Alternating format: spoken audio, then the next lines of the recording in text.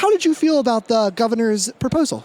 I felt great. I thought it was a far-reaching budget proposal that allows us the opportunity to touch upon many things that the people of Pennsylvania want us to talk about: education, jobs and economic development, the issue with respect to transportation and transit, crime and public safety, all those type of things. Those are all the things people want us to talk about. It was a detailed plan. It was very comprehensive, and I think that's what's important.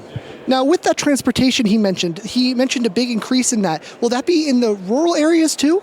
It'll be all across Pennsylvania, any transit system in Pennsylvania. So there'll be a transit increase, but all at the same time, he's talking about putting another $125 million in our roads and bridges by moving the state police off by that 125 and moving it over to roads and bridges. So it's a balanced approach to transportation funding for transit and in the development of roads and bridges. Another thing he mentioned to increase the economy was the legalization of recreational marijuana. How do you feel about that, and how do you feel the support will be here at the Capitol? I think there's support. I think if these measures get to the Senate floor, I think the measures need to be really better vetted as we go forward. I think there's a lot of competing interests in that regard, but I do think that's something we should be able to consider this year. We'll see how it plays out, whether or not there's the will to get it done for this budget season.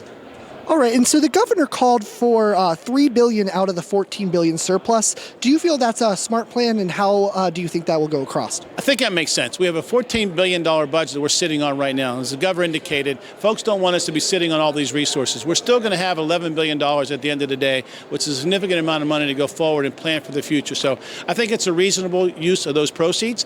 More importantly, it's where we're making those investments. We're making those investments in education and higher ed, basic ed. We're addressing the funding adequacy with respect to educating our kids. Our court said we have to do that. We should do that. That's the lion's share of the big money we're talking about here. We also have an FMAP issue where we have to provide over $500 million into the federal Medicaid program to offset what the federal government has been doing along those lines. Those are just two examples where we make large investments that'll be utilizing some of those excess revenues that we have. But we should make investments. Those are an important thing. Putting $500 million in a program that's going to be able to build sites for Pennsylvanians to attract businesses that'll be offset when those businesses come here, offsetting the ability to take care of the debt service. Those are the type of things that we have to be thinking about. It's about making investment. They're strategic, they're thoughtful, and they're impacting Pennsylvanians. And that's what this budget does in a variety of ways.